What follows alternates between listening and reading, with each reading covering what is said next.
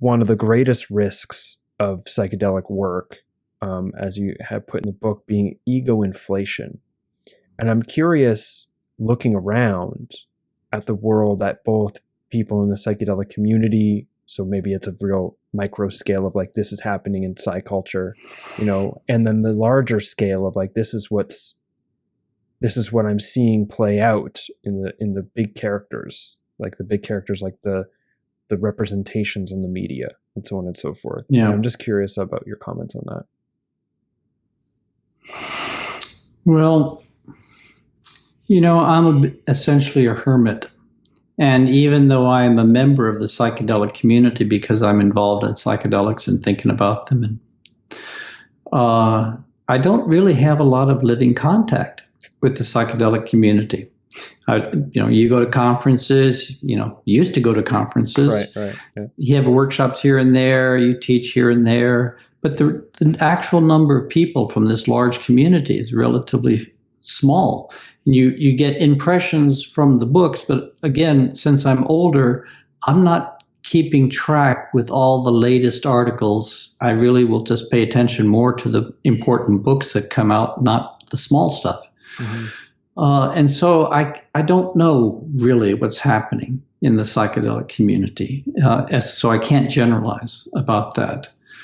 I think that in some ways we're moving into a psychedelic period of history, and it may be starting at low-dose psychedelic history, but we're going to be moving into high-dose psychedelic history when there will, in low-dose work, you may engage voluntarily, the ego dissolution process. In high-dose work, you will be engaged whether you volunteer or not. You will be put through the meat grinder.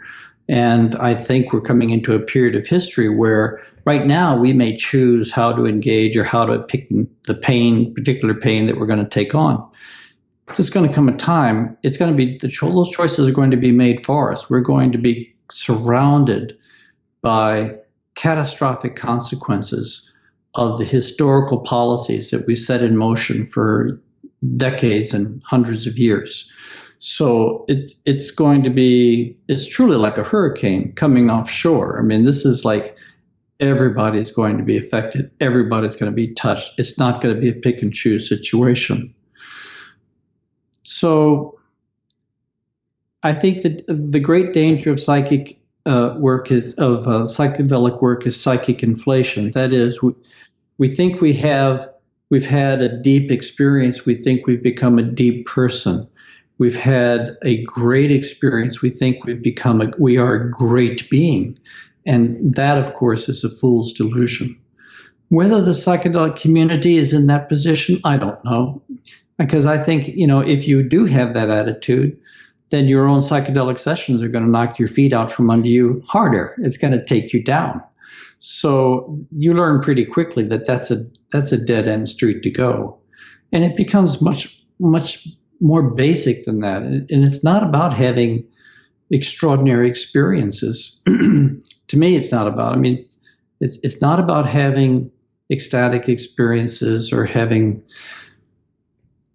to me, it's about doing whatever is necessary so that 48 hours after your session is over, you're living a better life than you did beforehand. So you spend your psychedelic session either taking a vacation to Italy or you spend it carrying out the garbage. Carrying out the garbage is what's going to give you a better life 2 days after your session is over. And if you carry out the garbage well, then you're going to see some extraordinary things on the other side. So for me, the real work is carrying out the garbage. And so why would you ever want to become more conscious than we already are if the consequence of being more conscious is to take more responsibility for the garbage that you are part of? It's in your system and it's immediately around you. So when you become more conscious, you're going to have to do more cleaning. So for I know that other people don't necessarily feel that way. For them, psychedelics are a way to access joy, and you access great joy, great things. But when you come by those great joyful experiences of communion or great cosmic insights that flow into you, when you come by them through hard work, then I don't think it then tends to lead to psychic inflation so much, because you know the price you've paid to receive these blessings. You understand the deeper process, and that the intelligence that gave you the blessings is teaching you, is taking you along step by step. And so these blessings are not given out lightly, but they're given out intentionally. And if your psychedelic work is really disciplined, and it's really part of a spiritual practice for you, then everything that you're given is also laying the foundation for work that you're going to do and gifts you will be given later, because your entire relationship with the universe is one of a maturational development. And once you kind of feel the rhythm of this maturational development over the course of years in your work, then that just puts aside, it draws to a close all this sort of psychic inflation bullshit, because that's just ego dancing, and ego is the obstacle.